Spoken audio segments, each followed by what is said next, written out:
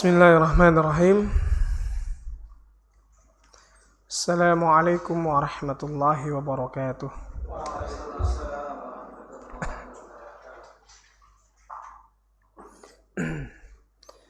Innal hamdalillah nahmaduhu wa nasta'inuhu wa nastaghfiruh wa na'udzu billahi min shururi anfusina wa min sayyiati a'malina. Man yahdihillahu fala mudilla lahu wa man yudlil fala hadiya lahu. Asyhadu an la ilaha illallah wahdahu la syarika lah wa asyhadu anna Muhammadan abduhu wa rasuluh la nabiyya wa la rasula ba'dah, amma ba'd.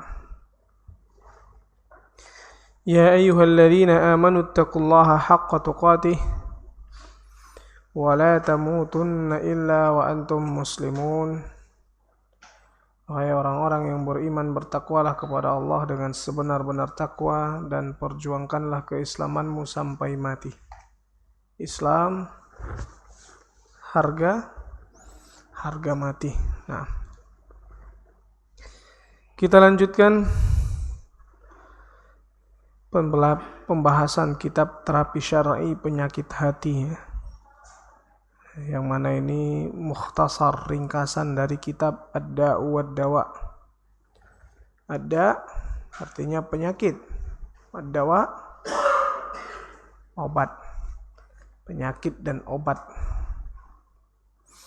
yang ditulis oleh Al-Imam Ibnul Qayyim Al-Jauziyah rahimahullahu ta'ala.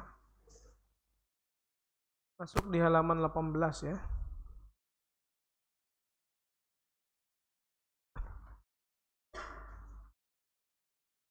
Sebelumnya kita sudah jelaskan perbedaan antara berbaik sangka dengan tertipu. Ya. Orang yang berbaik sangka kepada Allah menyikapi kasih sayang Allah dengan beramal saleh untuk mendapatkan kasih sayangnya. Ya. Jadi kenapa? Beramal. Adapun orang yang tertipu, dia menyikapi kasih sayang Allah dengan ya sudah, kan Allah Maha Penyayang, gak perlu beramal. Dia melanggar batasan-batasan Allah dan mengatakan Allah Maha Penyayang, kita nanti diampunkan kok, tetap masuk surga kok, kan yang penting muslim. Ini namanya apa? Tertipu. Nah, manusia yang paling besar ketertipuannya, sekarang kita jelaskan tentang siapa itu. Manusia yang paling besar ketertipuannya adalah orang yang tertipu oleh dunia dan kesegeraannya. Ya. Dimana ya, kenikmatan dunia ini kenikmatan yang ya, disegerakan oleh Allah. Jadi dia tertipu oleh kenikmatan dunia ini. Nah, ini orang paling besar ketertipuannya, sehingga dia lebih mendahulukan dunia dibandingkan akhirat. Ya. Dia rela mendapatkan dunia sekalipun dengan mengorbankan akhirat. Nah, untuk mendapatkan dunia dia tinggalkan sholat. Mendapatkan dunia dia melanggar perintah, menerobos larangan-larangan Allah, melakukan perkara-perkara yang haram. Kalau punya atau melihat orang seperti itu, kita bilang aja, antum udah tertipu Syekh. Nah, tertipu gimana? Antum ketipu sama dunia ini. Dunia ini udah menipu antum. Antum mau aja ditipu sama dunia. Kenapa? Antum tinggalin sholat untuk kerja. Antum bilang ini masih banyak kerjaan nih.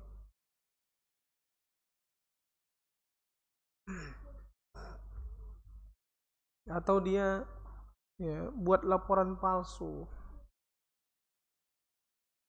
Nah, hingga sebagian dari mereka berkata, Orang-orang yang tertipu ini, yang paling besar ketertipuan ini mengatakan dunia itu tunai, sedangkan akhirat itu ya, ditunda. Jadi, dan dia mengatakan padahal yang disegerakan itu lebih bermanfaat dibandingkan yang ditunda. Dapat kenikmatan di dunia kan tunai, kata dia. Sedangkan di akhirat dia ditunda, nanti kenikmatannya ditunda entar. Ya.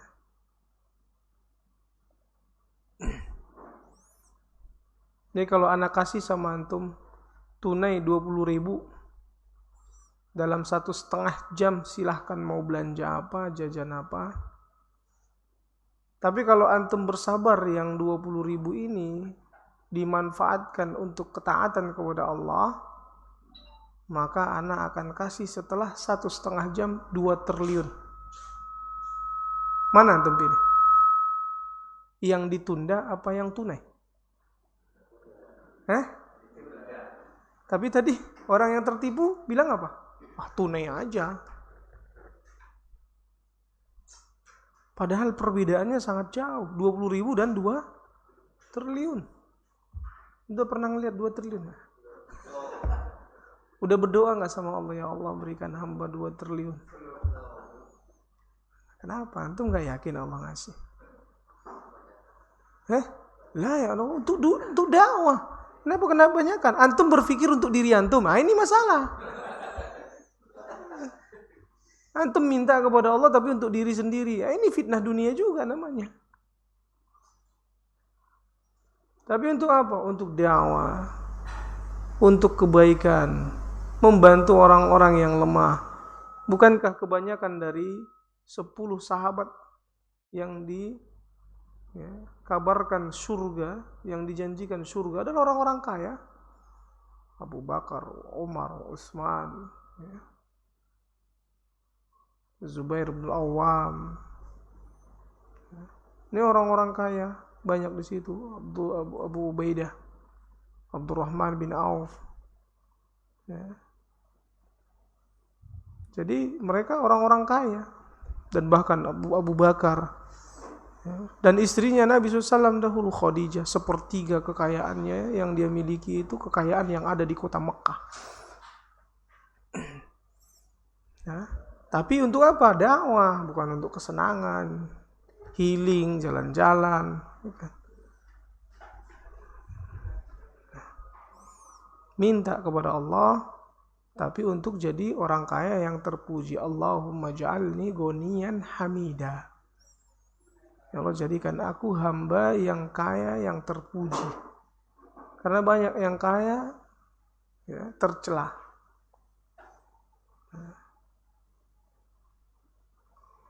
Minta, ikhwafillah. Dan biarkan setelah itu antum bekerja, fokus target. Kalaupun Allah tidak kasih di dunia, Allah kasih di mana? Di akhirat. Antum triliuner di akhirat, alhamdulillah. Karena setiap doa pasti dikabulkan. Tidak di dunia, di akhirat. Kebanyakan sedikit itu.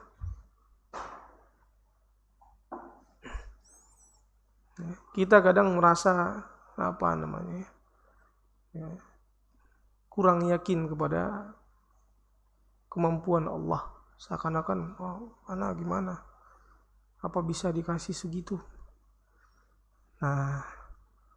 Tadi kita katakan tentunya untuk akhirat. Kalau kita bisa memberikan lebih banyak di dunia ini untuk akhirat, maka Allah akan berikan imbalannya lebih banyak lagi nanti di akhirat. Maka orang yang mengatakan kenikmatan dunia itu tunai, sedangkan kenikmatan akhirat itu ditunda, kemudian dia mengatakan bahwa kenikmatan yang tunai itu lebih bermanfaat daripada yang ditunda, inilah dia yang tertipu. Iya, kalau nominalnya sama benar. Kamu mau sekarang 20.000 atau 1,5 jam lagi 20.000? Ya sekarang aja, ngapain ntar 1,5 jam lagi? Itu kalau nominalnya sama. Tapi Allah kan menjanjikannya berlipat-lipat. Bahkan ada yang tak terhingga. Seperti sabar itu nggak terhingga. Itu mau hitung triliun ila yaumil qiyamah nggak habis. Berarti harta antum itu memang kalaupun dihitung sampai antum mati, tetap juga belum selesai ngitungnya. Kalau di dunia ini masih terhitung hartanya orang-orang kaya, Bill Gates masih terhitung. Paling berapa triliun gitu kan. Nah, kekayaannya orang-orang yang sabar, karena Allah katakan, innama yuwaffas sabiruna ajrahum bighairi hisab. Sungguhnya Allah mengganjar pahala orang-orang yang sabar dengan pahala tak terhingga. Sabar itu ada berapa? 3. Sabar dalam ketaatan, sabar meninggalkan maksiat, sabar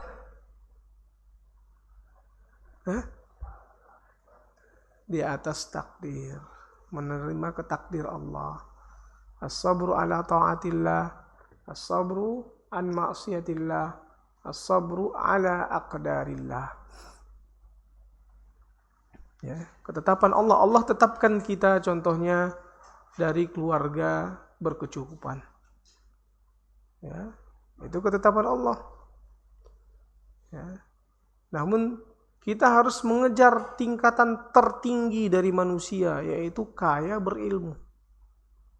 Allah beri ilmu dan Allah beri kekayaan. Tapi ingat, ilmunya yang utama. Karena kalau Allah beri kekayaan, tidak Allah beri ilmu, ini musibah. Ya, karena Rasulullah bersabda, ad-dunya li arba'ati nafar. Dunia itu milik 4 orang. Dan yang paling tinggi derajatnya itu abdun razaqahullahu ilman wa malan. Allah anugerahkan kepadanya ilmu dan harta. Maka dengan ilmunya dia tunaikan harta tersebut fi sabilillah untuk menyambung silaturahim. Maka Nabi katakan fahadha bi afdalil manazil. Maka ini tingkatan tertinggi. Ustaz, lantas bagaimana dengan hadis yang menyebutkan bahwa orang-orang miskin lebih dahulu masuk surga dibandingkan orang kaya berapa ribu tahun? 50.000 tahun. Iya, memang benar. Ya, bahwa yang lebih dulu itu ya orang-orang miskin. Tapi itu tidak menjamin dia lebih tinggi derajatnya. Yang orang kaya masih dicek, terus diperiksa, hartamu dari mana? Dari kerja ini halal, contreng, halal semua. Kemana? Dakwah semua, untuk contreng, masih ngecek. 50.000 tahun semua dicek dari harta yang sekecil-kecilnya, kemudian harta kemana yang sekecil-kecilnya dicek. Wah, taib, sekarang silahkan masuk surga. Orang miskinnya tadi di bawah, dia masuk naik ke atas. Setelah diperiksa, wah ternyata ini orang hebat. Ya. Tapi memang ini paling sedikit. Ya. Paling sedikit. Karena Allah katakan, wa qalilum min ibadiyasy syakur. Sedikit dari hambaku yang bersyukur. Tapi minta, diantara yang sedikit itu kita. Ya. Jangan kita merasa, anak gak mampu. Nah, ini orang yang tidak berbaik sangka kepada Allah. Kan Nabi katakan, wa uhibbut tafa'ul. Aku menyukai optimisme. Kita harus optimis. Ya. Tentunya untuk dakwah. Sekali lagi untuk apa? Dakwah. Maka perkataan tadi yang menyebutkan bahwa dunia itu tunai, adapun akhirat itu ditunda, dan dia meyakini bahwa yang disegerakan, yang tunai itu lebih bermanfaat dibandingkan yang ditunda. Nah, ini termasuk godaan dan rayuan setan yang paling besar. Ya. Ini termasuk godaan setan dan rayuannya yang paling besar. Binatang-binatang yang tidak berbicara itu lebih mengerti daripada orang-orang itu. Bahkan sampai binatang pun lebih ngerti dibandingkan manusia itu. Makanya memang di dalam Al-Quran Allah katakan, ulaika kal an'ami bal hum adall. Mereka seperti binatang ternak, bahkan lebih sesat. Sehingga binatang lebih faham dibandingkan mereka. Ya, karena sesungguhnya jika binatang takut pada bahaya dari sesuatu, nah binatang itu takut. Ada dia lihat bahaya, dia takut. Maka dia tidak akan berani melakukannya. Nah, si binatang ini gak berani melakukannya karena dia tahu ini bahaya. Sekalipun ia dipukul untuk melakukannya, dia gak mau. Ya. Si binatang ini dipukul untuk melakukannya, tapi dia tahu ini bahaya. Kayaknya seperti kuda perang mungkin. Dia lihat itu ternyata api besar, disuruh lompat ke dalam api, gak mau kudanya. Dia tahu itu bahaya. Walaupun ya, majikannya sudah mukul-mukul dia, lompat, dia nggak mau. Ya. Sementara sebahagian dari orang-orang itu malah lancang melakukannya serampangan. Sementara dia antara membenarkan dan mendustakan. Ya, dia malah berani ya, melakukan yang dia tahu itu memudaratkan, berbahaya, tapi dia lakukan.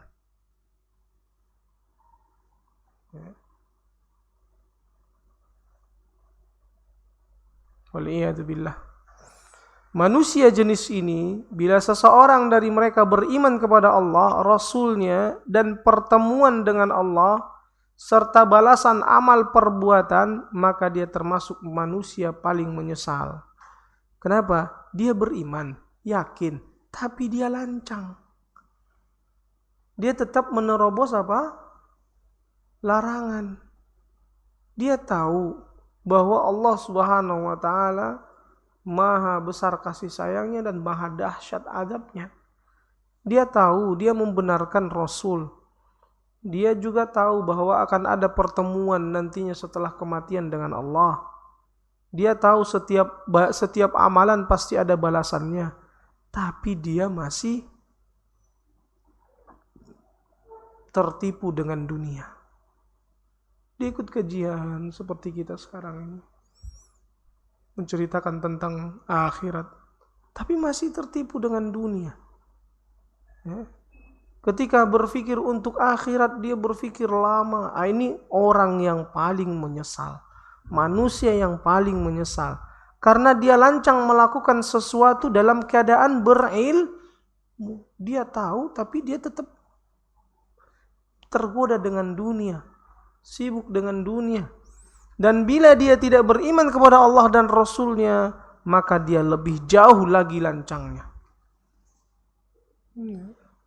Kalau dia termasuk orang yang tidak berilmu, maka ini lebih jauh lagi apa?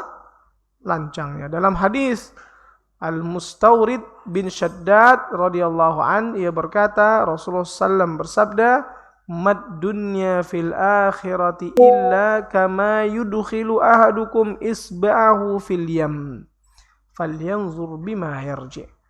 Tidaklah perumpamaan kenikmatan dunia dibandingkan akhirat, melainkan seperti seseorang dari kalian mencelupkan jarinya ke laut. Sudah pernah? Nah, ke air aja mungkin, celupin ke air. Maka hendaklah dia lihat yang ikut dengan air yang di jarinya itu seberapa banyak sih. Seperti itulah kenikmatan dunia. Kenikmatan akhiratnya mana? Itu laut itu semua. Andaikan antum dapat triliunan pun di dunia ini, itu masih celup. Ingat aja antum ke laut celup. Andaikan air ini aja kita celup nih, air ini kita celup nih. Nah segini, kita perhatikan, perbandingkan aja dengan yang ada di gelas ini sisanya. Waduh, sangat banyak. Apalagi dengan lautan. Subhanallah.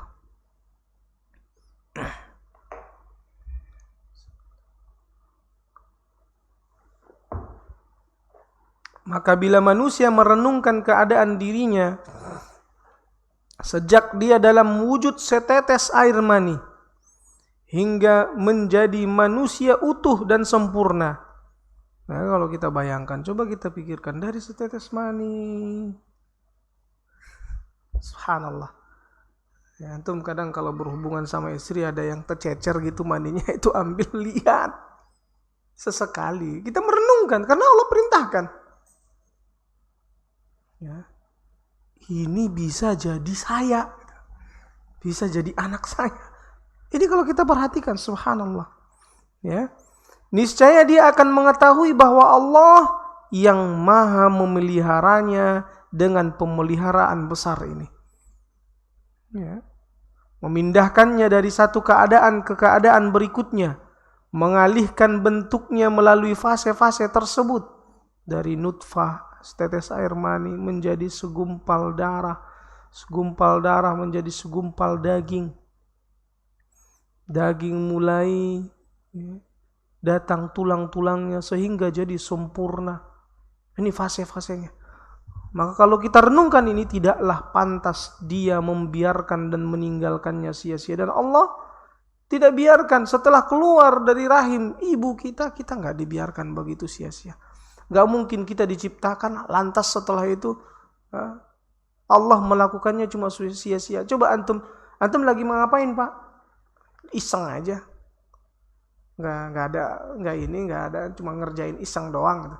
Coba antum kalau melihat ada orang yang ngerjain sesuatu yang iseng, ini berarti nggak bijaksana orangnya. Dia menghabiskan waktunya hanya untuk melakukan perbuatan yang sia-sia. Maka lantas apakah kita mengatakan Allah menciptakan kita dari begitu fase-fase ini semua? Dari satu kondisi ke kondisi yang lain, keadaan ke keadaan yang lain. Apakah kita mengira bahwa Allah menciptakan kita sia-sia? Ada tujuannya, yaitu untuk beribadah. Nah. Jadi, ya, tidak pantas kita katakan bahwa Allah membiarkan kita, meninggalkan kita sia-sia. Tidak memerintahnya, tidak melarangnya, tidak mengenalkan kepadanya hak-haknya, tidak memberinya pahala dan tidak pula memberinya hukuman. Nah, ini bahaya kalau udah selesai mati selesai semua. Ini berarti sia-sia perjalanan kehidupannya di dunia. Perbedaan antara berbaik sangka dan dengan tertipu sudah menjadi jelas. Jadi jelas ya bahwa orang yang berbaik sangka pasti mendorong untuk beramal, mengajak dan membawa kepadanya, maka ia sahih. Dan sebaliknya, bila menyebabkan kemalasan, ya, malah semangat dalam bermaksiat, maka inilah ketertipuan. Kadang sebagian karena udah tahu kan yang nggak diampuni cuma syirik, ya udah. Pernah nggak dibisikin sama setan gitu? Ya pernah, karena memang itu godaan dan rayuan setan. Godaan rayuan setan yang paling besar, karena setelah antum belajar, yang nggak diampunkan kan syirik. Dah sekali ngelanggar, dibisikin, dirayu. Saat itu antum harus beristighfar, astagfirullah. A'udzubillahi minasyaitonirrajim. Pernah enggak? Sering? Bukan pernah lagi berarti. Nah,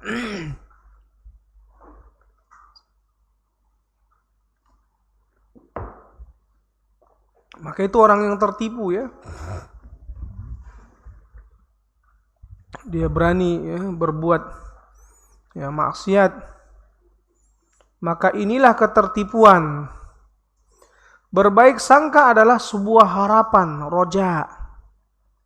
Mengharapkan apa? Pahala, kasih sayang dari Allah. Ini roja. Maka barang siapa yang harapannya adalah pembimbing baginya kepada ketaatan dan pencegah baginya dari kemaksiatan, maka inilah harapan yang benar. Namun barang siapa yang kemalasannya adalah harapan dan harapannya adalah kemalasan dan kelalaian, maka ini terperdaya, al-maghrur, tertipu, malah malas beribadah. Al-Imam Ibnul Qayyim kemudian mengatakan rahasia masalah ini. Makanya dalam Al-Quran itu Allah sebutkan, "Faman kana yarju liqa'a rabbih", maka barang siapa yang ar-raja, mengharapkan pertemuan dengan Rabbnya.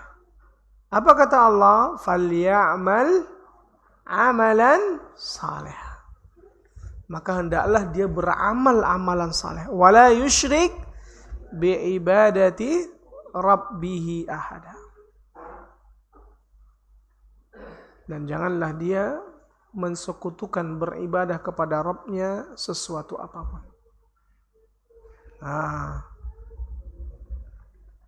Ar-raja harus dibarengi dengan amalan dan menghindarkan dari kesyirikan serta kemaksiatan.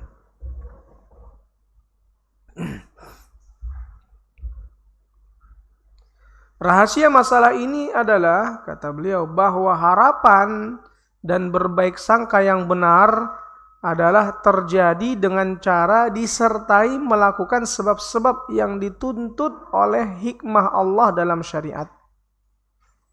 Ya, disertai dengan melakukan apa? Sebab-sebab yang dituntut oleh hikmah Allah dalam syariat, kebijaksanaan Allah dalam syariat, yaitu melaksanakan syariat. Ya.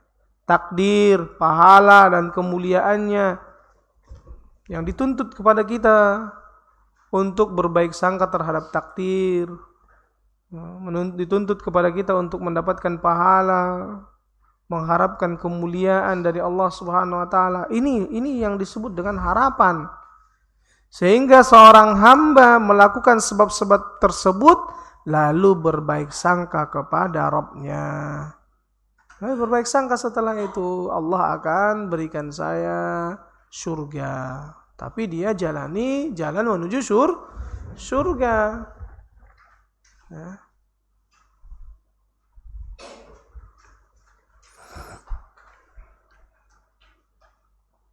Berharap kepada Allah agar tidak membuatnya bersandar kepadanya. Jadi tidak bersandar kepada diri sendiri kita. Mengira bahwa saya bisa sendiri semua ini atas jerih payah saya. Enggak, tapi semua adalah pemberian dari Allah. Dan menjadikannya sebagai perantara kepada apa yang bermanfaat baginya dan menyisihkan apa yang menghalanginya dan menggagalkan pengaruhnya. Jadi ya. Adapun perbuatan-perbuatan ini, amalan-amalan soleh ini hanya sebagai perantara, sebab untuk mendapatkan keridhaan dari Allah Subhanahu wa taala. Sampai di sini ada pertanyaan? Sebelum masuk, ya silahkan. Assalamualaikum. Untuk masalah yang kita meminta doa yang orang kaya, Ustaz. Kita juga kan ketika kita berdoa pasti ingin dikabulkan dulu ya, Ustaz ya. Segera dikabulkan. Tapi kita juga mengukur kemampuan kita, apakah misalnya kita bekerja sebagai seorang pegawai pabrik di perusahaan kita berdoa meminta dari orang kaya, sedangkan gaji kita itu sebulan sudah mengukur buat bayar ini, buat bayar ini, buat bayar ini gitu. Nah itu apakah dengan kita setiap hari berdoa dengan meminta menjadi orang kaya itu, dengan Allah berikan setiap bulan segini, apakah itu bisa terlaksana, Ustaz? Baik, Masya Allah, pertanyaannya sangat bagus. Ya. Jadi ikhwafillah azani Allah wa iyyakum jami'an. Coba antum laksanakan dulu minta kepada Allah. Ya. maka ketika kita sudah sering membicarakannya, maka kita tidak akan mencukupkan apa yang sedang kita kerjakan. Kita akan berupaya lebih giat lagi. Mungkin kita karyawan, tapi kita akan nyambi. Sales lah. Jualan itulah. Dan biarkan nanti Allah yang menggiring kita pelan-pelan jadi marketing lah. Emang nggak bisa, nggak boleh sambil karyawan jadi marketing? Boleh. Nah, ketika nanti kita sudah punya pijakan kuat di marketing kita tinggalkan karyawan kita. Banyak yang seperti itu bukan? Yang sebelumnya karyawan jadi pengusaha? Banyak. Tapi kita sudah merasa banyaknya, akan tetapi kebanyakan dari kaum muslimin di zaman sekarang ini, mereka memilih zona aman. Nah, zona aman inilah yang memperdaya. Janganlah kau pernah berada di zona aman. Ya. Sama dalam hal bekerja, dalam perkara dunia, begitu juga beramal. Nah, udah anda begini aja udah aman. Nah, ini zona aman namanya. Ya. Anda cukup ngajar aja udah aman. Ya. Gak bisa, antum harus cari yang lain. Harus antum bergerak. Antum punya waktu luang. Antum, apalagi di zaman kita sekarang ini, jualan gak harus ditungguin. Pakai media sosial, medsos. Ada yang di sini marketing? Orang marketing? Agen? Sales? Hah? Ada? Hah? Siapa? Ini sales apa? Marketing apa? Herbal. Alhamdulillah. Sambil karyawan juga enggak? Enggak. Ada yang lain yang sambil karyawan, sambil kerja, tapi dia juga jualan gitu. Ada? Antum? Nah, saya juga. Jualan. Ya. Sambil kita ngajar, sambil kita jualan. Ya. Maka jangan kita mencukupkan seperti itu. Kalau kita minta, pasti kita bergerak. Ya. Pasti kita bergerak. Namanya kita minta. Kita selalu berbicara, membicarakan itu bersama dengan Allah Subhanahu wa taala. Ya Allah, jadikan hamba ya orang kaya yang terpuji. Nah, pasti kita berupaya untuk merealisasikan permintaan kita. Tapi kalau kita nggak minta, ya sudah, jadi begitu aja kita. Karena kita nggak minta. Kita merasa nggak punya tuntutan, nggak punya upaya untuk merealisasikan apa yang kita minta. Ya. Jadikan target-target, kita itu harus visioner. Target-target jangka panjang. Ya. Dan apa yang harus kita kerjakan setelah itu. Nah, kaum muslimin di zaman sekarang sangat sedikit yang visioner.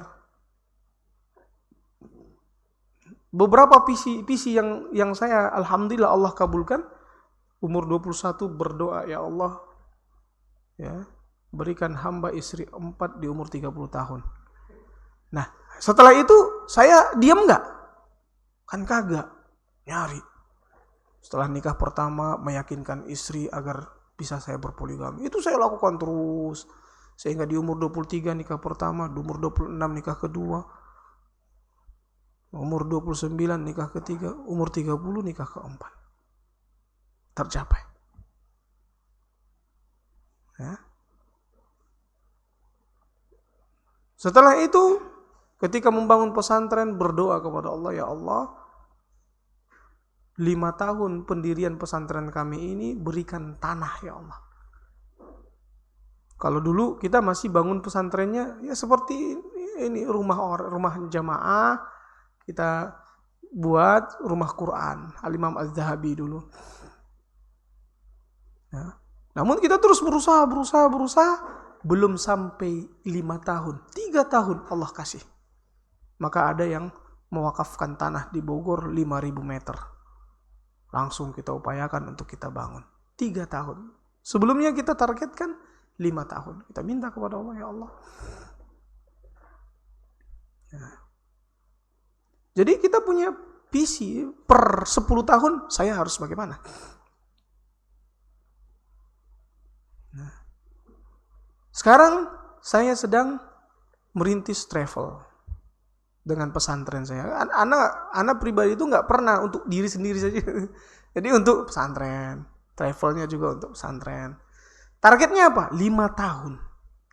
Nah, ini. Ada visinya kita, ada targetnya.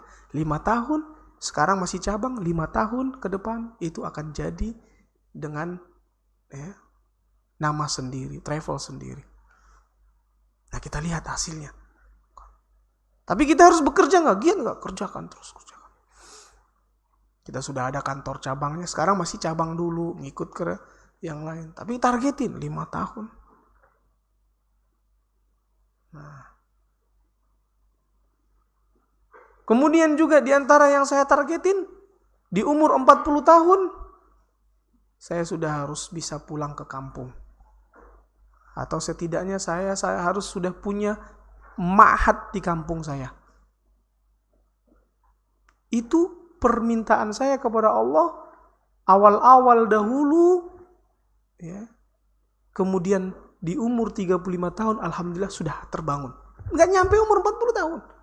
Udah mulai di sana. Belum dibangun ya, tapi udah mulai di rumah saya. Di kampung sudah saya bangun, sudah saya buatkan situ rumah Quran. Seperti awal saya merintis di sini, saya buat juga di sana. Awalnya di rumah dulu, saya minta sama saudara-saudara saya. Ya, rumah adik saya itu saya buatkan untuk jadi asrama. Rumah adik yang satunya lagi untuk musolanya. Tahun kemarin, alhamdulillah di umur 35. Baru ini nih tahun ajaran barunya udah mulai. Padahal yang saya minta kepada Allah agar di umur 40 tahun. Tidak lama dari saya membangun pesantren itu, ada yang langsung mewakafkan kepada saya di sana ke ma'had kita, ya, seluas 6.000 meter. Subhanallah. Kemungkinan sebelum 40 tahun udah terbangun nggak itu? Karena udah ada tanahnya. Kita gerak. Kita minta kepada Allah dan lakukan terus prosesnya. Ya.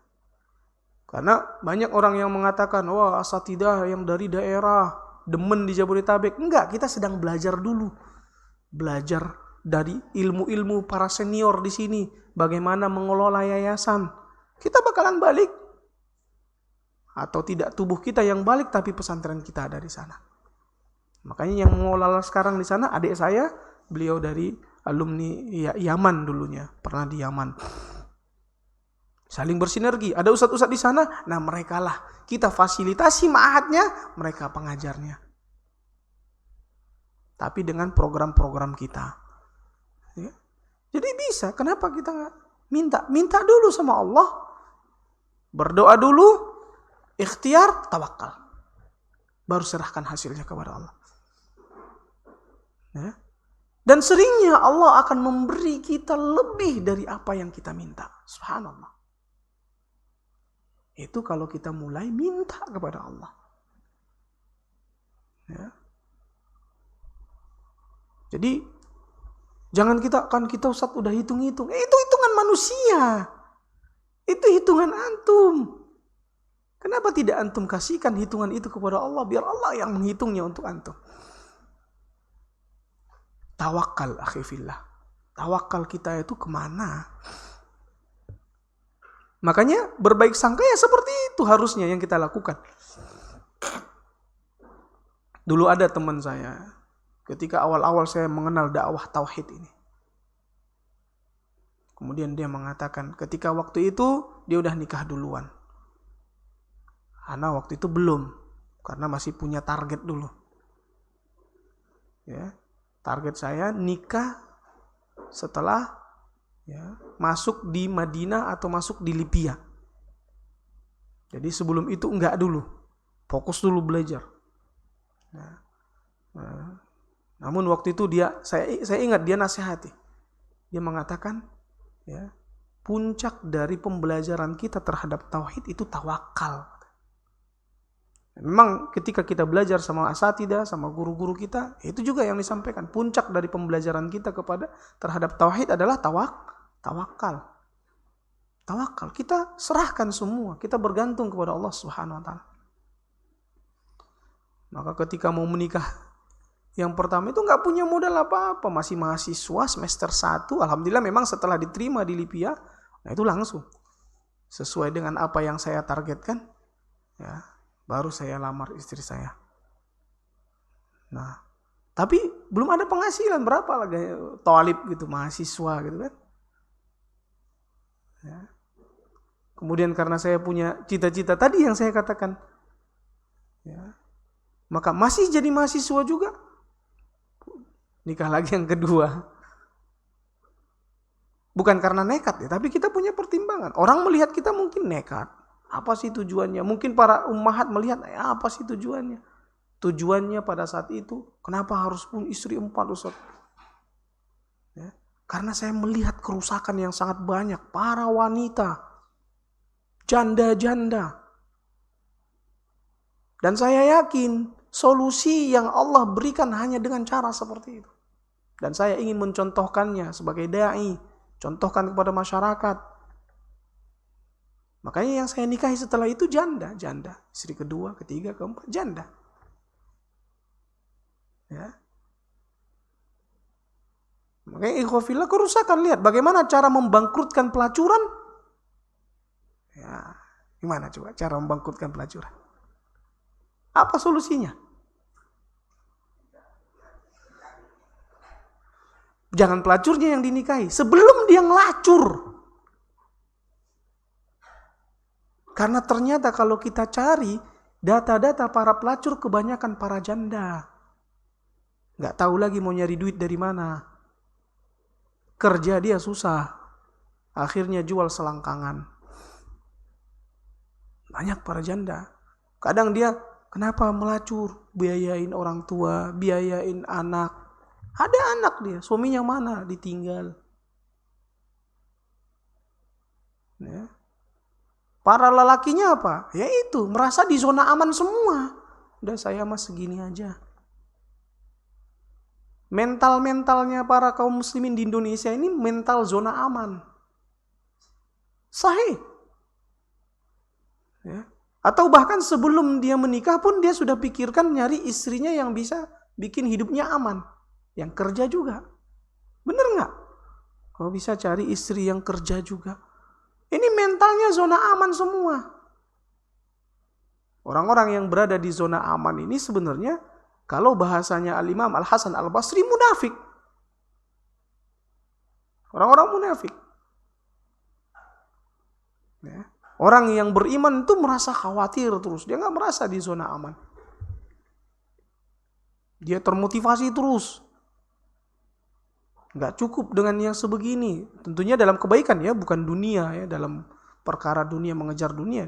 Dia mengejar dunia itu hanya untuk mendapatkan akhirat. Ini jembatan aja. Jembatan untuk mengejar akhirat. Makanya dia lihat, dia realisasikan. Dia mencari dunia, kemudian dia ada sedekahnya. Ya. Atau dia untuk apa? Membiayai hidup istri dan anak-anaknya.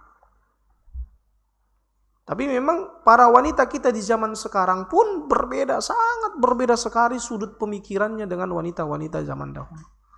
Mereka mengira bahwasanya dengan pernikahan poligami itu merusak rumah tangga dan yang lainnya. Suami saya nggak mampu, suami saya belum layak. Jadi dia memang lebih senang suaminya itu tidak memiliki sisi kepemimpinan. Nah itu salah satunya ya. Karena tadi antum berbicara tentang apa? Ya, zona aman itu tadi. Ya, zona aman. Waliyadzubillah. Semoga Allah perbaiki kondisi kaum muslimin. Sekarang Saudi Arabia pun seperti itu. Mulai merosot. Mulai berkurang lelaki-lelaki yang ya, menikahi wanita ya 2, 3, 4. Akhirnya apa? Rusak para wanitanya keluar ke jalanan. Kenapa mereka keluar ke jalanan? Untuk mengeluarkan daya tarik para lelaki. Ya. Tapi dia nggak mau dipoligami, kan gitu ya. Akhirnya apa? Tahun demi tahun nggak nikah-nikah, tapi apa? Merusak terus. Laki-laki memikirkan dia terus. Wah, ini ada janda, wah ini ada perawan tua. Dia terus tahun demi tahun itu terus dia statusnya tetap jadi ya wanita-wanita tua, janda. Keluar dari rumahnya. Padahal ya, agama kita sudah mengatakan, dalam Al-Quran sudah sebutkan, waqarna fi buyutikunna wala tabarrujna tabarrujal jahiliyatil ula. Berdiam dirilah kalian wahai para wanita di rumah kalian, jangan kalian tabarruj dengan seperti tabarrujnya orang-orang jahiliyah. Nah, kita sampaikan ini, masa sih Ustaz, ini Ustaz.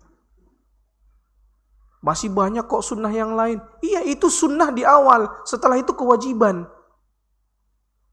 Kewajiban nggak ngasih nafkah istri, bersendagura dengan istri, muasyarah, berbuat baik kepada istri, kewajiban. Wa'ashiruhunna bil ma'ruf, kewajiban. Awalnya mungkin sunnah naam saat akadnya sunnah. Setelah itu kewajiban semuanya. Yang mana pahala dari kewajiban sangat besar, jauh lebih besar dibandingkan pahala-pahala yang lain. Makanya ketika para lelaki bersabar, para wanita bersabar, isbiru ya ayyuhalladzina amanu sta'inu bis sabri was salah. Hai orang yang beriman, mintalah pertolongan kepada Allah dengan sabar dan salat. Tak sabar. Ya, itu membuat image para wanita di zaman sekarang ini, ya, bagaimana bersama-sama kita mencari solusi, karena itu solusi semua. Syariat Allah tidak mungkin merendahkan wanita, mengkerdilkan wanita, menghinakan wanita, tidak mungkin. Syariat Allah pasti solusi bagi setiap manusia, solusi bagi laki-lakinya, solusi bagi wanitanya. Sekarang lagi viral juga seorang janda yang suka menggoda-goda, kan? Karena memang begitulah mereka.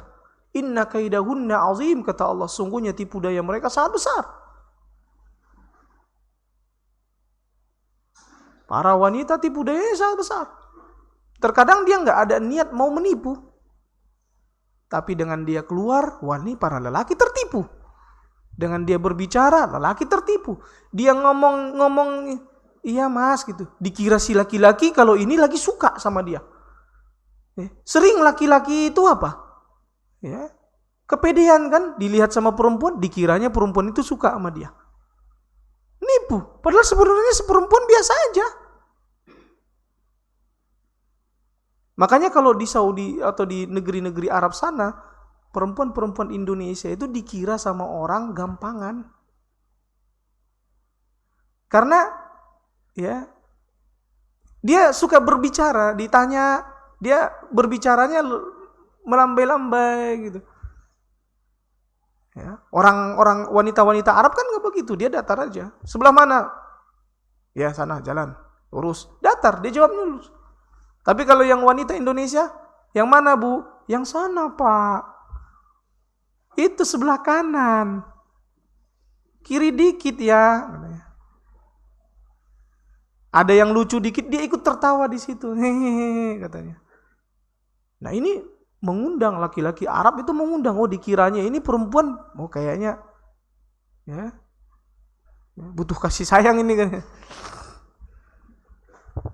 Yang laki-laki Arab yang buruknya, yang jalanannya, yang orang-orang jalanan. Tapi kalau yang para penuntut ilmu, mereka jaga, nggak seperti itu. Yang sering di masjid belajar. Nah, ada lagi pertanyaan lain. Pada intinya ikhwafillah azanallahu ayyakum jami'an, sebenarnya itu salah satu tujuan utamanya. Kenapa kita itu jangan sampai terperdaya. Kita harus berbaik sangka kepada Allah. Tujuan pembahasan kita ini berbaik sangka kepada Allah sehingga ya kita memperbaiki kondisi kita, memperbaiki kondisi umat. Kita itu mikir itu jangan sendiri doang, mikir buat diri sendiri doang. Tapi bagaimana umat ini, masyarakat ini, lingkungan sekitar kita ini terjaga. Ya. Nah. Baik. Ada pertanyaan lain? Kemudian antara harapan dan angan-angan. Nah, ada orang yang berharap, ada yang berangan-angan. Ya. Sebenarnya udah tahu nggak? Kira-kira apa? Sebelum kita baca penjelasan dari Al-Imam Ibnul Qayyim, kira-kira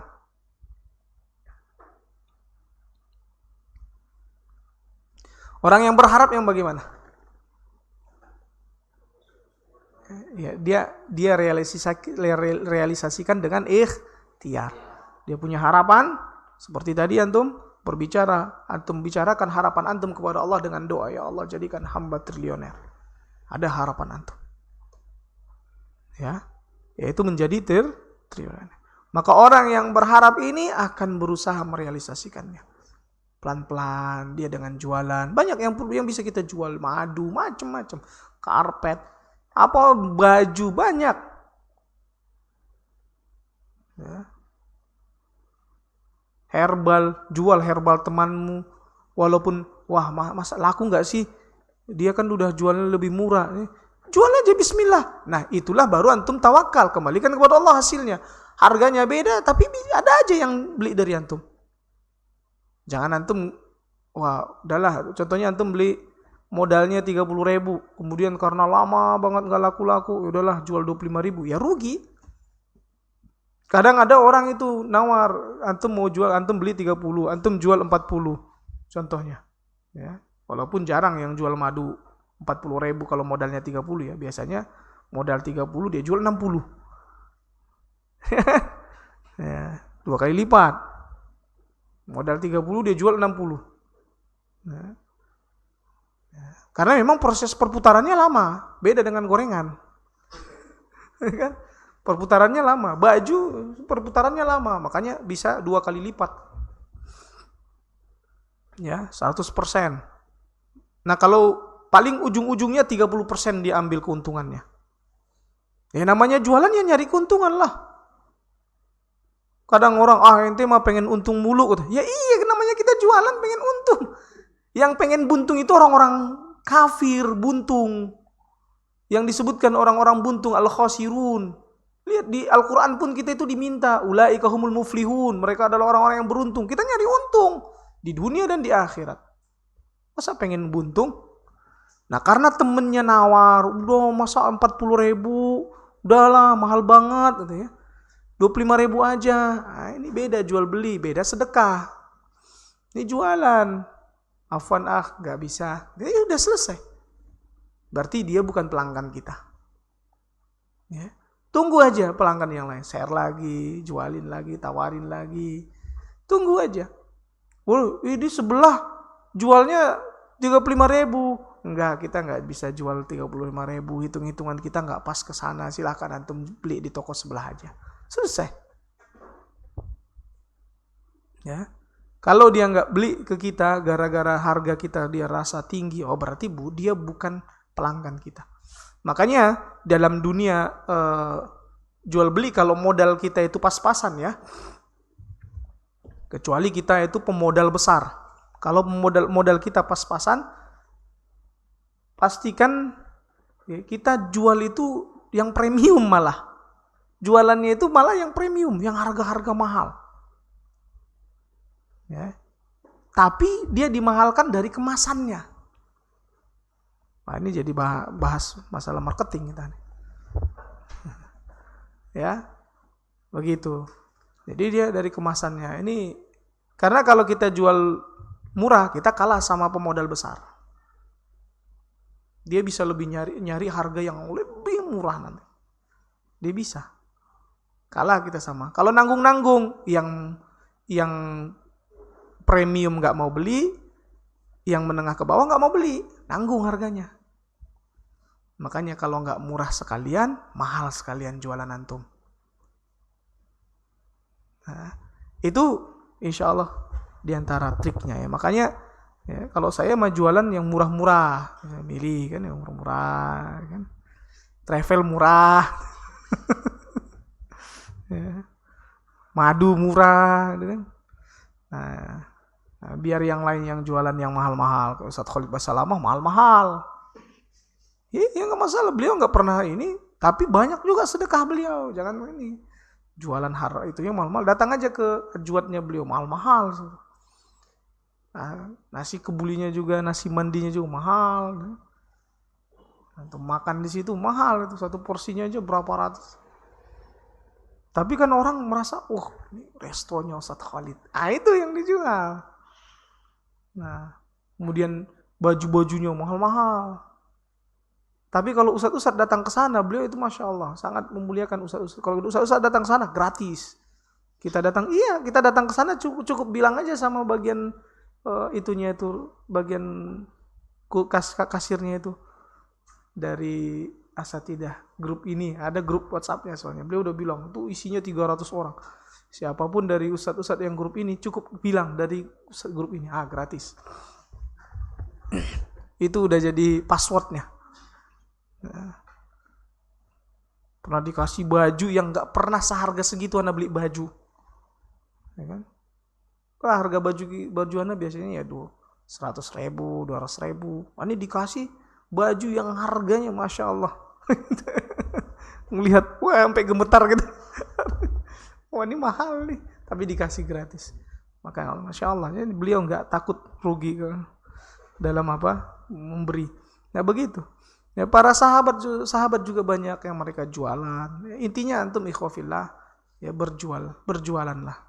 Ya, jualan. Kalau kita pengen dapat kekayaan tuh dari jualan. Ya. Rezekinya bahkan disebutkan dalam sebuah hadis bahwa hampir 90% rezekinya umatnya Nabi Muhammad SAW itu dari jualan. Perusahaan yang antum kerjakan, yang antum kerja itu pun jualan itu. Antum produksi mereka marketingin kan, jual. Ya.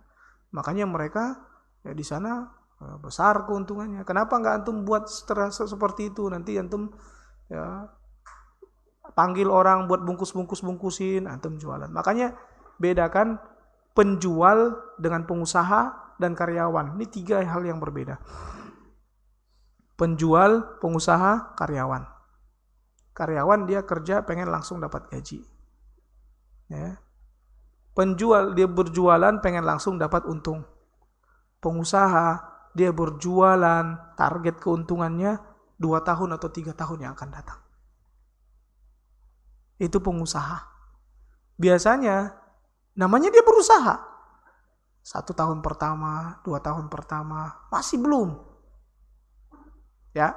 Baik, sekarang kita bahas tentang antara harapan dan angan-angan. Nah, begitu juga kita dalam perkara akhirat kan.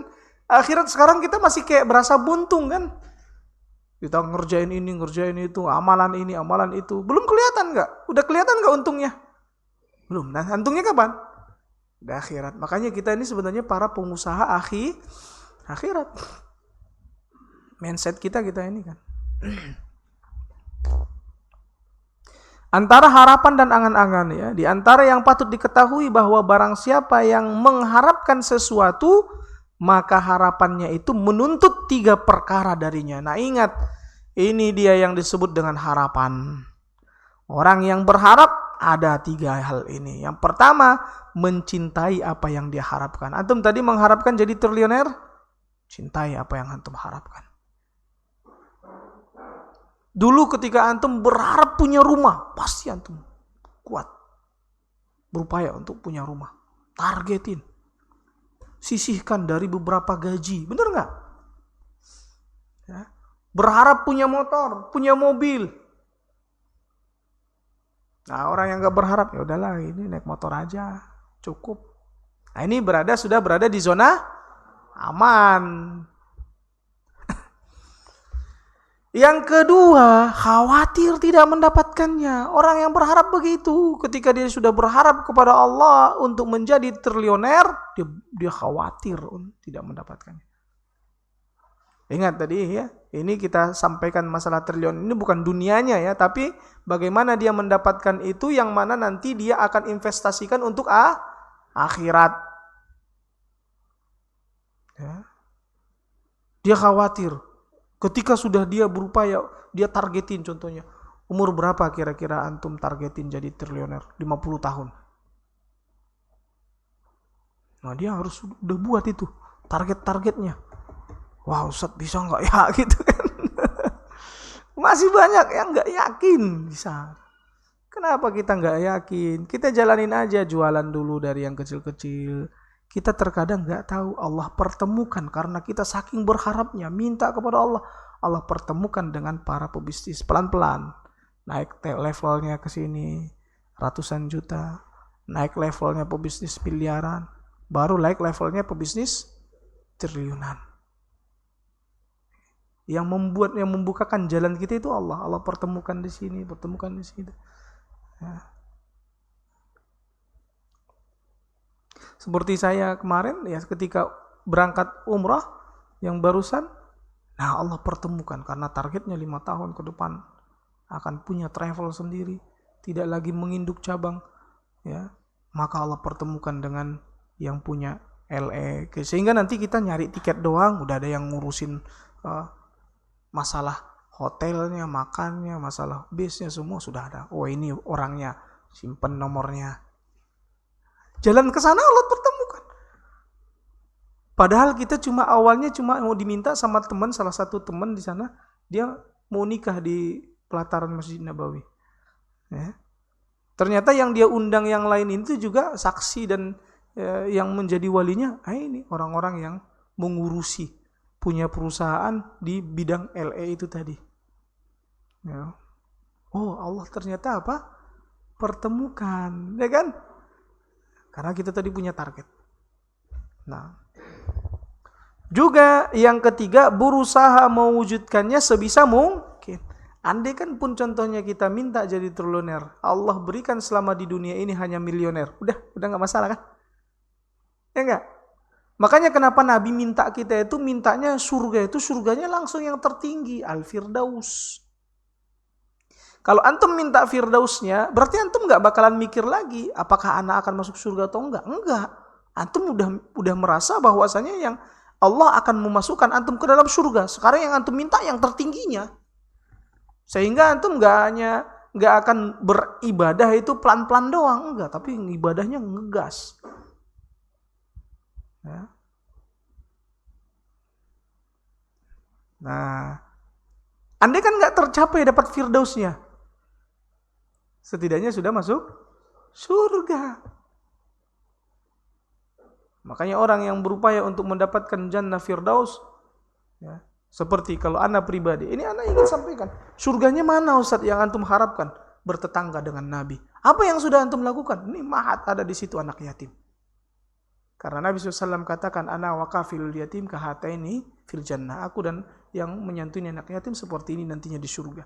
Berharap ini tahun demi tahun ada yang kita santuni anak yatim. Dan kita ajak, ayo nih otas, siapa yang mau jadi orang tua asuh bagi anak-anak yatim kami? Kami ajak. Kita menjadi penyambungnya. Sehingga jamaah-jamaah yang ada di sekitaran Bekasi dan yang lainnya, mereka ikut 100.000, 200.000. Ini sumbangsih kita, ada anak yatim yang kita santunin. Dan kita yakin dengan ini Allah akan masukkan kita ke dalam surga bertetangga dengan Nabi SAW. Ada usaha kita untuk apa? Mewujudkannya. Itulah baru yang disebut dengan harapan. Jadi orang yang berharap, yang pertama dia akan mencintai apa yang dia harapkan. Yang kedua dia khawatir tidak mendapatkannya. Yang ketiga dia akan berupaya atau berusaha untuk mewujudkannya. Ingat, orang yang berharap, ya, pasti dia mencintai apa yang dia harapkan. Ada orang pengen mobil Fortuner, ya Anda berharap punya mobil Fortuner. Tapi dia nggak suka mobil Fortuner. Aneh ya, tapi antum lebih suka Fortuner apa Espas? Ana lebih suka Espas aja lah, udah Ana cukup ini aja, Ana cintai. Nah ini berarti dia tidak berharap sebenarnya untuk mendapatkannya. Akhirnya apa? Dia nggak akan takut. Kalau dia pun nggak dapat, ya udah nggak dapat, ya udah, nggak ada rasa khawatirnya. Ya. Sehingga ada nggak upaya dia, usaha dia untuk mewujudkannya? Hah? Nggak ada. Ya. Ingat sekali lagi, ana buat contoh perkara model-model dunia ini hanya untuk jembatan. Ya, jangan salah paham nanti, wah Ustadz mah dicontohinya ke perkara-perkara dunia terus. Enggak, ini biasanya yang lebih masuk ke otak kita itu. Nah, lantas gimana dengan kalau kita harapkan adalah surga, bertemu dengan Rasulullah, berkumpul dengan para sahabat. Kita khawatir kalau nggak sampai bisa mewujudkan bertemu dengan Rasulullah SAW. Sehingga kita berusaha untuk bertetangga dengan Rasulullah SAW agar bertemu dengan Rasulullah SAW. Kita ingin melihat wajah Allah Subhanahu wa taala, kita beramal. Kita ingin diajak berbicara oleh Allah Subhanahu wa taala, kita beramal. Hindari perbuatan-perbuatan yang bisa menghalangi kita berbicara nantinya dengan Allah Subhanahu wa taala. Diajak ngobrol sama Allah. Seperti contohnya isbal. Nah, ini bahaya, orang-orang yang menjulurkan pakaian di bawah mata kaki, ini terancam tidak akan dilihat oleh Allah, tidak akan diajak berbicara oleh Allah Subhanahu wa taala. Salasatun la yukallimuhumullahu yaumal qiyamah, kata Nabi SAW. Ada 3 orang yang tidak akan diajak berbicara oleh Allah di hari kiamat. Wala yanzuru ilaihim, tidak Allah lihat. Walahum azabun alim, dan bagi mereka azab yang sangat pedih. Yang pertama kata Nabi SAW, al-musbilu, orang yang menjulurkan pakaiannya di bawah mata kaki. Juga Nabi SAW mengatakan, ma asfala minal ka'baini fa finnar, yang di bawah mata kaki, pakaian yang di bawah mata kaki, maka terancam neraka. Nah, kita berharap kan untuk terhindar dari neraka. Maka berupaya hindarkan. Jangan udah biarin aja sedikit doang pakaiannya. Enggak, gunting, potong.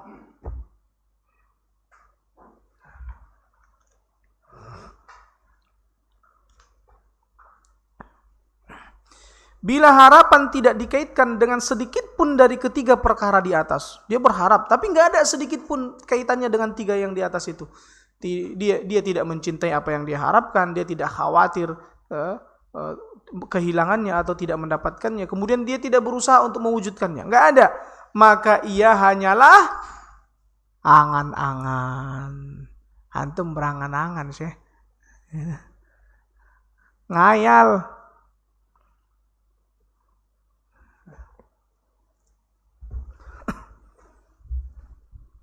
Seperti itu, KFC itu udah tua loh dia, jadi triliuner ya. Kan tahu ya, umur berapa dia itu baru berhasil menginikan KFC dia. 70 tahun kalau tidak salah. Ya. Jadi baru berhasil dia. Jadi ada kata istilah kita dalam mendapatkan sesuatu yang kita harapkan itu, udah tua Ustaz. Mulai aja jualan dulu pelan-pelan ya. Mudah-mudahan setelah ini banyak yang jualan-jualan. Ya, jadi pengusaha. Targetin nantinya jadi pengusaha. Ya. Dan biasanya kalau kita ingin jadi pengusaha itu kita harus punya 3 kali lipat modal yang kita ini kan, maka 3 kali lipatnya ya, harus ada backingannya. Atau enggak, pilih yang aman, jasa paling aman. Ya. Contohnya apa jasa? Laundry masih punya ini modal. Enggak. Antum jadi mitra atau sales jualin rumah, jasa, ada enggak modalnya? Enggak, kan yang punya modal perumahan, developer. Nah, antum datang aja atau di mana teman-teman yang orang-orang sales perumahan itu, tanya gimana nih biar bisa, boleh nggak saya ikut jualin ini apanya antum, rumahnya antum, ya. Atau teman antum pengusaha herbal ikut jualin, jadi simsar, ya. Antum apa yang antum jual? Madu ini, boleh nggak anak jualin? Boleh, jualin aja sih. Harganya nanti berapa sama anak? Antum mana kasih sekian. Gak punya modal, belum butuh modal kan? Butuh modal nggak? Enggak. Atau Ustadz punya travel ya? Iya. Kan gitu contohnya sekalian. Boleh nggak anak ikut pasarin? Boleh, tafadhol, senang hati. Nanti antum anak dapat sekian. Antum tinggal share doang. Antum punya HP, daripada kegunaannya cuma ngelihat Facebook apa semua, tinggal share. Antum ngelihat Facebook kadang nggak bermanfaat, baca-baca pertahziran lah, baca-baca. Ini apa share, herbal ini, herbal fulan, madu fulan. Nggak harus biro jasa STNK. Itu mah kita kadang capek juga ke sono kan, harus bolak-balik modal bensin. Ini kagak. Ya, bukankah itu awal mula bisnisnya Abdurrahman bin Auf? Ngejualin barang orang. Antum izin tapi jangan jadi apa? Dropshipper. Nah, yang dia ngejualin yang dia tidak miliki, tidak jadi simsar di situ, tidak jadi calo. Ya, dia buat list barang-barang, tapi dia gak ada satupun yang dia izin dari yang punya barang itu. Ya. Nah, ini tidak boleh. Wala tabi' ma laysa indak, kata Nabi SAW. Haram itu, jangan kau menjual yang tidak kau miliki. Yang boleh kita jual yang kita tidak miliki ya dengan cara apa? Kita izin. Datang ke tukang toko herbal apa, toko apa, boleh nggak ikut saya jualin ini? Boleh katanya. Nah harganya nanti segini, jadi dapatnya fee. Ya. Ada perumahan-perumahan banyak sekarang kan yang baru-baru kan. Kenapa antum nggak ikut jualin? Hah? Kenapa nggak ikut jualin? Nggak ada aksesnya? Antum nggak cari tahu aksesnya. Kenapa nggak cari tahu aksesnya? Nggak berharap ke sono antum. Ya. Padahal berapa banyak dari mereka itu awalnya karyawan, jualan satu rumah. Dia dapat hasil dari satu rumah, masa Allah fee-nya 2,5%. Ya, profesionalnya seperti itu. Hitung aja kalau harga rumahnya 200 juta. 2,5%-nya berapa? 100 juta, 2,5%-nya berapa? 2,5 juta. 200 juta, 5 juta. Kalau harga yang antum jualkan itu 400 juta, 10 juta. Masya Allah. Dan biasanya untuk marketing seperti itu, setahun, 2 tahun, antum sekedar ini aja dulu, share, biar orang tahu dulu. Belum dapat. Antum jangan, wah sana udah share belum nggak ada yang beli. Habis itu antum berhenti. Sering nggak seperti itu? 1 tahun, 2 tahun itu berdarah-darah dulu. Sabar. 1 tahun, 2 tahun berdarah-darah dulu. Jual pakaian, bisa kan jual pakaian? Jual baju. Jual sirwal, jualin sirwal temen. Ada temen antum yang jualan sirwal, ana ikut bantuin jualin ya, silahkan. Piye? Bisa kan? Bisa nggak Pak? Hah? Nah kenapa antum gak lakuin? Kenapa hanya memikirkan wah gajian kan udah kehitung? Mana kehitung? Itu hitungan antum. Karena antum habis duduk aja tidur gitu. Maksudnya nggak ada berpikir lagi untuk tambahan yang lain.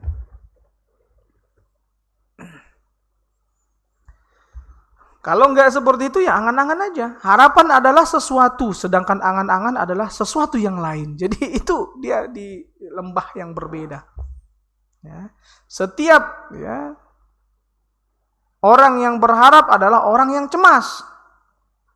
Dan seorang peniti jalan seorang peniti jalan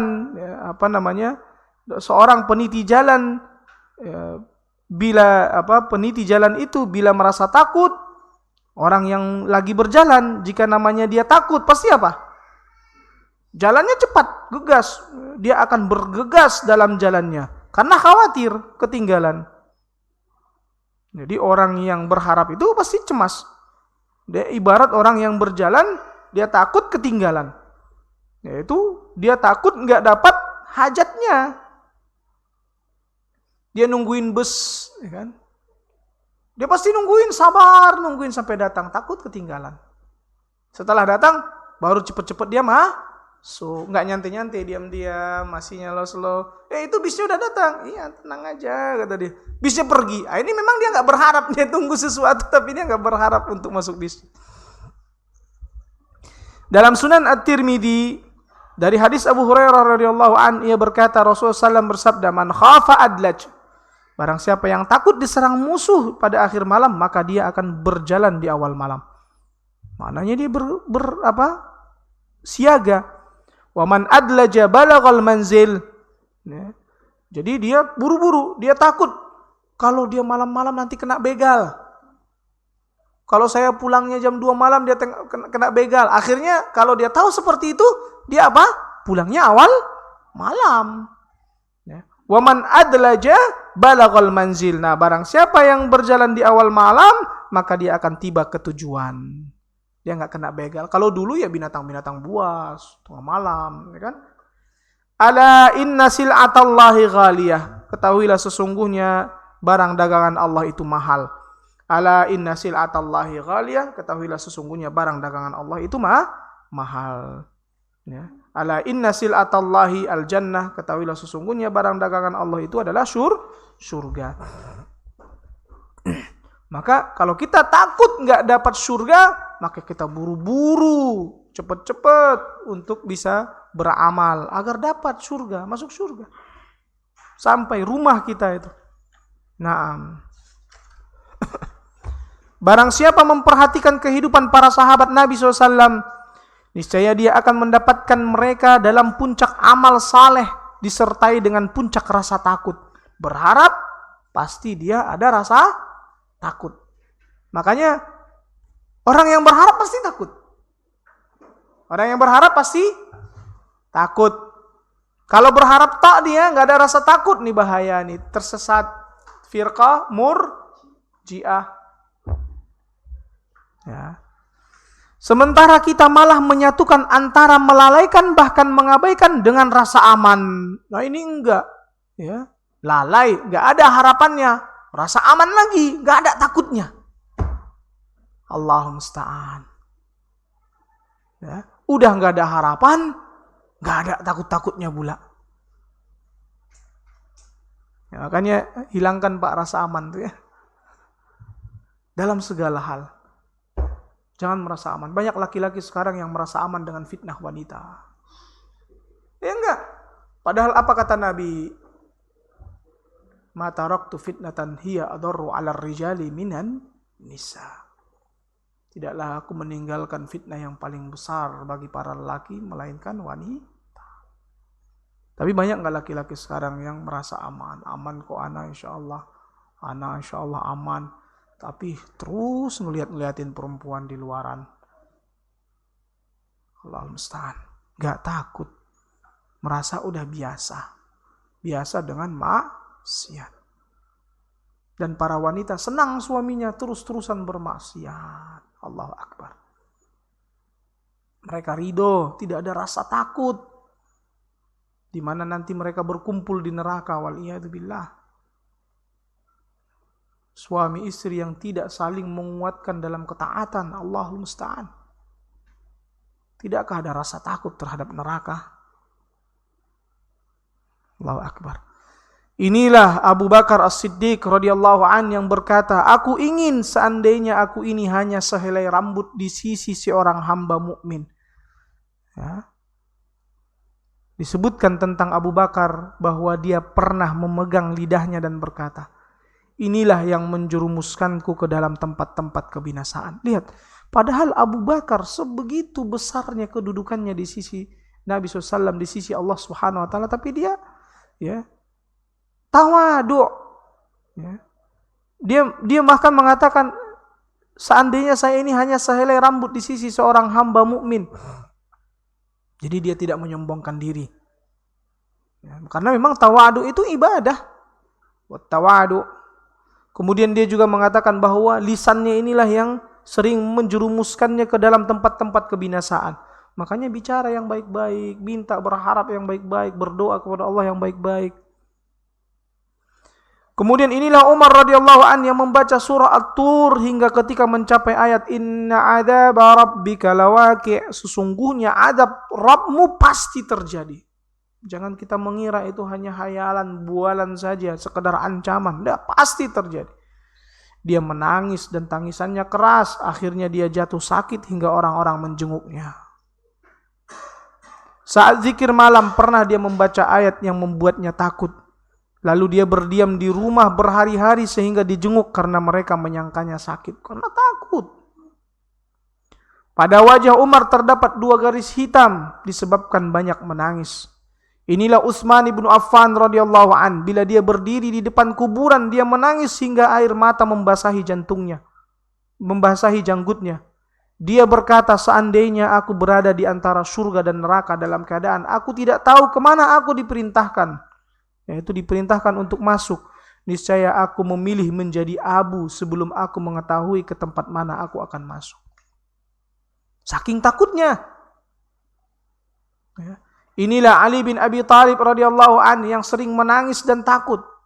Dia sangat takut terhadap 2 perkara, panjang angan dan mengikuti hawa nafsu. Waliyadzubillah. Ia berkata, adapun panjang angan, maka ia dapat melupakan akhirat, sedangkan mengikuti hawa nafsu, maka ia dapat menghalangi kebenaran. Apa kata Ali bin Abi Thalib? Panjang angan akan melupakan akhirat. Mengikuti hawa nafsu akan menghalangi dari kebenaran. Beliau khawatir terhadap panjang angan dan hawa nafsu. Kenapa? Karena panjang angan akan melupakan akhirat, membuat dia lupa akhirat. Adapun apa?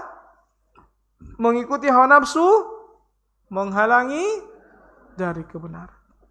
Ingatlah bahwa dunia sudah berlalu pergi, sedangkan akhirat datang menghadap. Masing-masing dari keduanya mempunyai anak-anak, yaitu dunia punya anak-anaknya, akhirat punya anak-anaknya. Maka jadilah anak-anak akhirat. Dan jangan menjadi anak-anak dunia, karena sesungguhnya hari ini hari beramal dan tidak ada perhitungan, tidak ada hisab. Sekarang tidak dihisab amalan-amalan kita, hanya amal terus, beramal terus, belum dihisab, belum dikasih ganjarannya, pahalanya belum, gajinya belum, kerjain dulu, kerja terus. Dan nanti sedangkan hari esok adalah hari perhitungan dan tidak ada lagi amal, nggak ada kerja lagi. Antum kerja-kerja, setelah itu 1 bulan, ini semua dilihat 1 bulan ini ya, maka setelah dicek sama bosnya, wah antum kerjanya bagus, nah gajinya 3 miliar, wah antum kerjanya tadi kurang bagus, nah 2 miliar. Bos, ana mau kerja lagi, ada nggak? Udah nggak ada lagi kerjaan, udah habis. Karena antum melihat teman antum dapat 3 miliar, antum cuma dapat 2 miliar. Wah, kalau ana tahu tadi sampai gajinya segini, ana harusnya kerja tadi banyak. Nah. Gitu nggak? Oh, udah habis kerjaan, nggak ada lagi.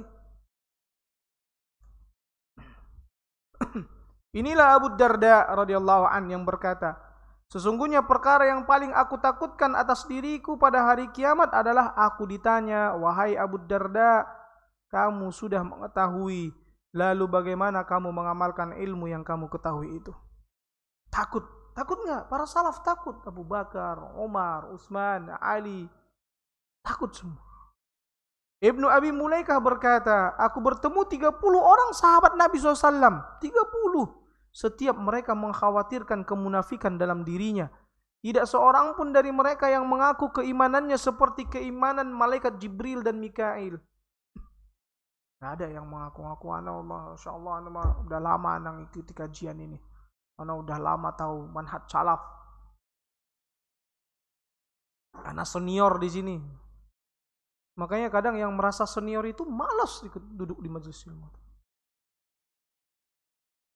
Dan Al-Bukhari berkata dalam sahihnya, bab ketakutan seorang mukmin dari batalnya amalnya, sementara dia tidak menyadarinya.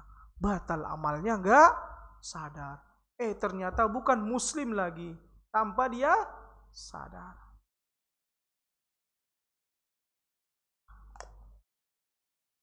Antum enggak takut? Jangan-jangan antum enggak muslim. Mana nggak nuduh antum nggak muslim ya? Kita masing-masing, jangan-jangan kita udah nggak muslim lagi. Kita merasa beramal masih muslim. Ternyata ada yang kita tidak ketahui yang menyebabkan kita terjatuh ke dalam kesyirikan. Ini takut. Makanya minta ya Allah, Allahumma ya muqallibal qulub tsabbit qalbi ala dinik. Minta terus. Baik, sampai di sini ada pertanyaan. Insyaallah pertemuan yang akan datang masuk dampak buruk kemaksiatan atas umat terdahulu. Ya, silakan.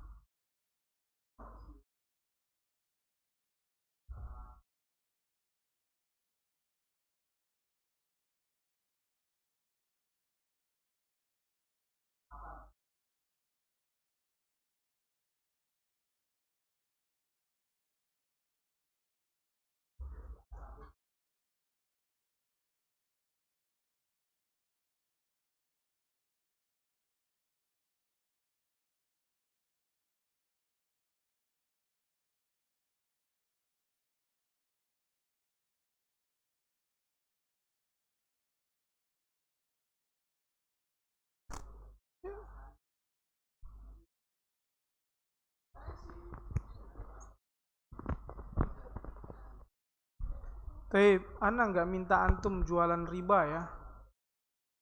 Antum jual lah rumah yang syar'i. Ya, cari.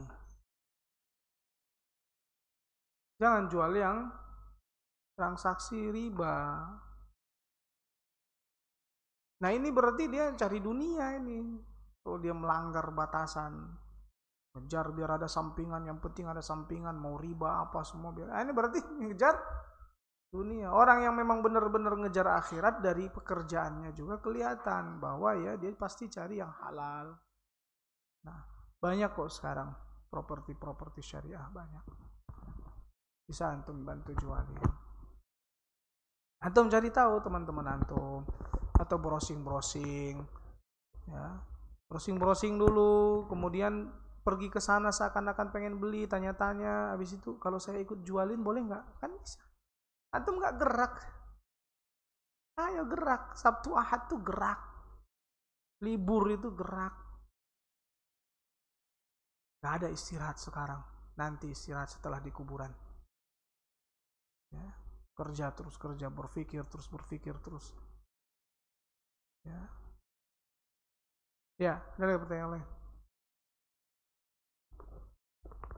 Cukup. Ada.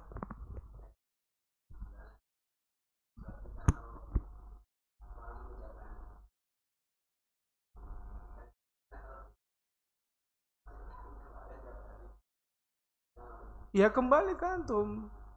Antum jualan kan nyari untung, ya jangan terima yang utang. Kecuali antum mau pengen bantu.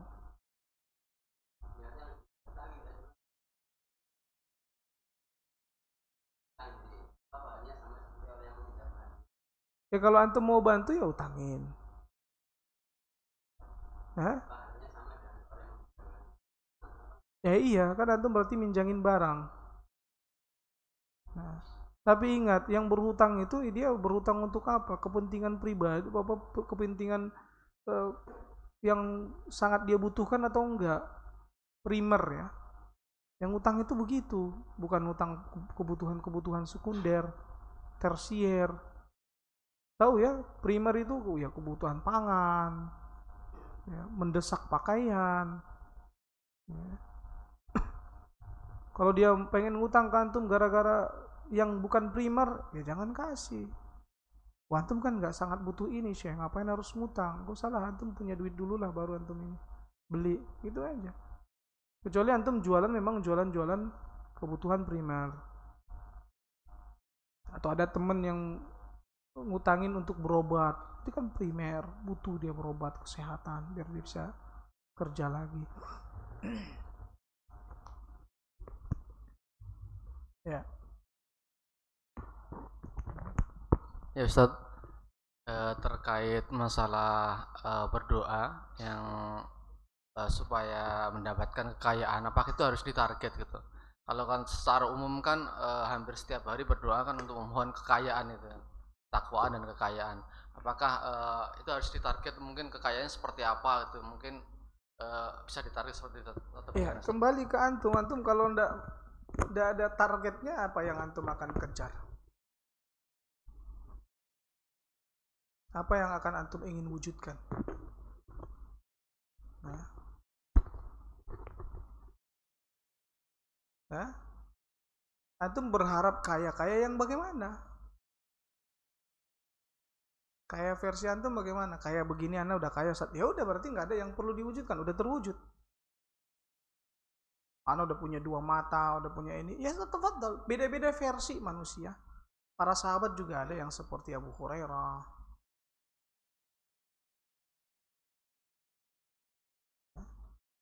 Tidak harus semuanya, tapi saya berbicara bagaimana yang terbaik daripada mereka itu semua.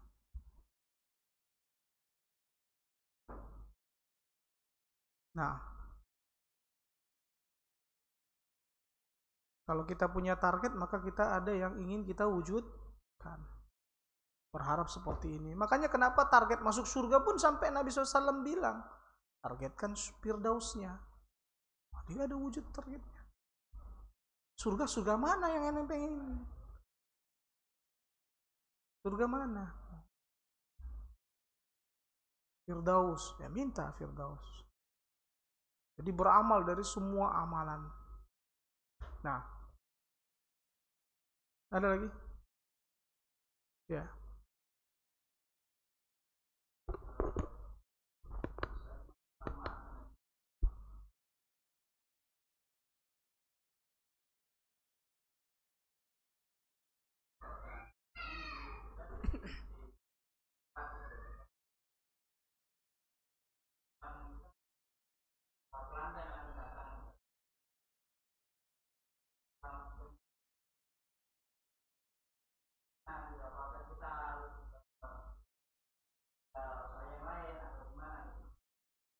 Kita lihat ya, di zaman sekarang ini malah yang punya yang sewa toko ya, itu malah banyak yang mengalami kerugian. Nah, karena Anda pribadi sudah berapa kali bisnis dengan punya toko, punya ini. Kalah dengan yang media sosial. Ya. Makanya yang pertama itu harus antum ini kan pangsa pasar. Jangan dulu pasarnya. Antum udah ada tempat nih pasarnya, tapi pangsa pasarnya siapa yang mau beli? Antum belum tahu. Makanya bangun dulu pembeli-pembeli antum, buat dulu pembeli-pembeli, ada juga pembelinya, barulah nanti ada tokonya. Sehingga mereka cari, kejar antum. Atau ya kalau memang antum punya modal banyak seperti itu tadi, setelah antum bangun toko antum, nah mulailah pasarkan toko antum itu agar orang-orang tahu kalau antum jualan di situ. Tetap harus kita berikhtiar. Jangan merasa ikhtiarnya, karena kan ini udah ikhtiarnya. Ini belum maksimal, ikhtiar tuh maksimal. Sekarang saatnya tawakal, belum. Terus ikhtiar itu yang paling maksimal, gerak terus. Atau perlu door to door, perlu pakai brosur, bikin brosur. Biar orang kenal. Bikin akun Instagram, biar orang kenal, berteman dengan orang-orang sini. Bikin di Facebook Ad, buat. Makanya antum petakan dulu pangsa pasarnya. Nah itu kalau jualan ya, ini kayak ngajarin ini. Ini udah kayak pengajian bisnis gitu. Ingat, itu Ana ingin mengajari antum semua untuk bisa mendapatkan akhirat. Jadi agar jangan kita salah. Ilmu itu penting, ikhwafillah. Dalam apapun, dalam berjualan pun penting ilmu. Makanya sampai ada pepatah para marketing itu, para motivator itu, kalau saya diberi gergaji untuk menebang hutan, ya, dalam waktu 10 tahun, maka 6 tahun dari waktu itu akan saya manfaatkan untuk mengasah gergaji saya. Yang 4 tahunnya baru nebang. Maknanya apa? Ketika antum berbisnis ataupun untuk beramal, ya, maka amal antum itu antum cari amal yang paling banyak dapat untungnya. Sehingga antum berilmu dulu. Kan gergajinya asah tajam, sekali gergaji patah, tebang. Asah lagi, nah, jangan gergaji, lelah antum. Udah tumpul antum paksa terus 10 tahun itu ngergaji aja kerja antum gak ada ngasah-ngasah. Skillnya itu. Makanya kadang ada orang yang nyantai dia skillnya cuma gini 100 juta. Ilmu itu penting. Apa yang membedakan kita dengan manajer? Padahal dia lebih nyantai kerjaannya dibandingkan bagian produksi. Gajinya lebih gede. Skill, ilmu. Dia ada ilmu memanage. Maka tumbuhkan leadership kita pertama. Leadership. Kan tahapannya itu kan situ. Leader. Baru apa? Ya. Apa satu di atasnya itu? Baru profesor, baru manajer gitu. Begitu ikhwafillah. Dan kita kalau bisa pemilik itu kan, owner, direktur. Maka otak-otak jiwa-jiwa direktur pemilik ini beda dengan jiwa-jiwa pekerja. Saat ini mungkin kita pekerja, suatu saat lagi kita pemilik. Nah, buat aja yang kecil-kecil. Makanya jiwanya orang Padang itu beda dengan jiwa yang lainnya. Mereka lebih mending jadi bos jualan tepi jalan kaki 5 dibandingkan jadi karyawan. Walaupun ikhwafillah tidak ada yang tercela jadi karyawan, tidak ada. Jangan kayak Bob Sadino, ente kerja apa dikerjain. Itu enggak ada. Kita kerja nyari maisha. Kalau dia kayak ini banget Bob Sadino ini, kayak nyerang banget ke karyawan. Enggak, semua yang paling baik itu adalah yang paling bertakwa. Itu yang terpenting, yang paling baik, yang paling bertakwa. Ada memang dia pikiran dia nggak bisa, kalau dia mau jualan apapun pasti buntung. Nah, di sini butuh dia itu skill, dia harus belajar. Sebelum dia melangkah, belajar. Tapi langkah yang pelan-pelan. Ya mungkin punya duit 10 juta, coba dulu 500.000 modalin. Kalaupun buntung nggak yang pedih-pedih amat ya. Punya dia 500.000, coba 50.000 modalin. Ya, 5%-nya aja buat modalin dulu. Atau tadi tanpa mau. Ya, insya Allah. Baik. Ada lagi pertanyaan lain? Ya. Assalamualaikum warahmatullahi wabarakatuh. Misal di perusahaan kita tidak diperkenankan atau ada aturan kita tidak boleh usaha sampingan. Mungkin perusahaan mengkhawatirkan apabila kita menggunakan fasilitas kantor seperti waktu, listrik, print atau kertas. Itu bagaimana cara menyikapinya, Ustaz? Ya, antum jualan di waktu-waktu libur.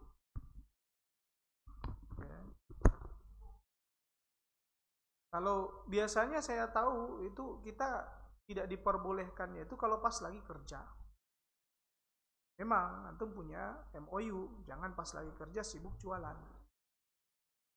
Info aja jualan di Facebook, di apa antum, di Instagram antum itu atau di apa antum jualan dari jam sekian sampai jam sekian. Selesai. Kalau ada orang yang nanya di jam kerja antum, jangan ladenin. Wah, nanti Ustaz gimana nih pembeli nih? Ya udah, itu bukan rezeki antum, selesai. Karena antum ada pengen fokus keluar.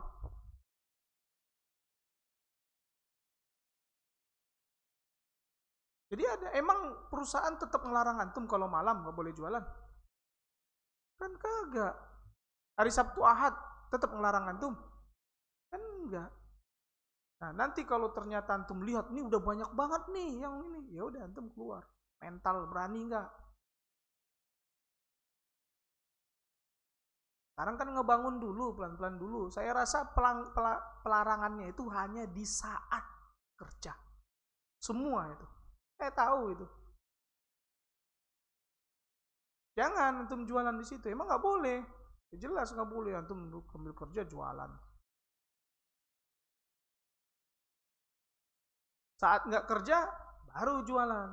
Sebahagian karyawan bahkan mereka jualan bawa barang ke sono kan, ke perusahaan. Tapi nggak pas ditawarinya pas lagi kerjanya nggak. Pas istirahat. Boleh nggak sama perusahaan? Boleh. Istirahat boleh. Jualan gorengan. Itu merasain itu. Anak pas waktu di Libya ya jualan. Cateringan. Berangkat tuh beli belanja dulu.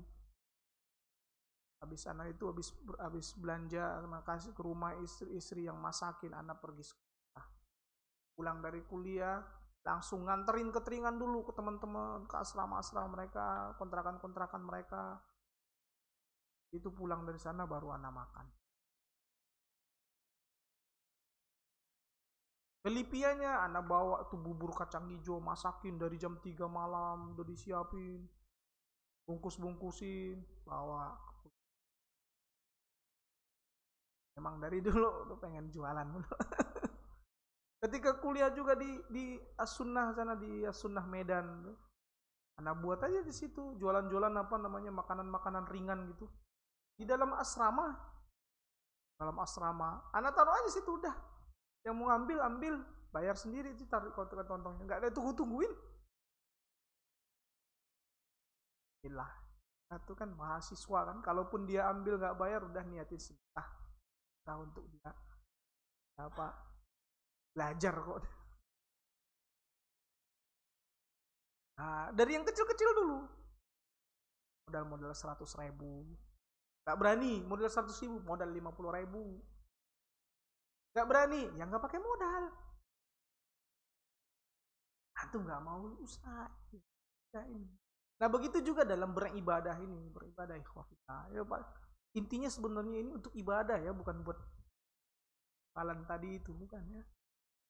Itu contoh-contohnya, malah pertanyaannya banyakkan dari contoh. Dalam ibadah pun seperti itu, mana ibadah yang paling banyak untungnya. Itu kita lihat, pelajari. Dari keseluruhan sedekah yang paling banyak untungnya mana? Nah, sedekah para penuntut ilmu. Sedekah kepada para penuntut ilmu atau kepada para ustadz yang membutuhkan. Ini sedekahnya paling bermanfaat. Paling bermanfaat karena dia mengajarkan ilmu.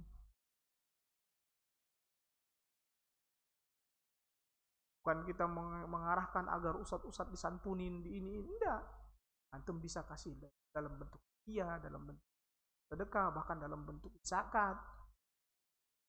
Bagi yang meyakini bahwa para asatidah itu adalah fisabilillah.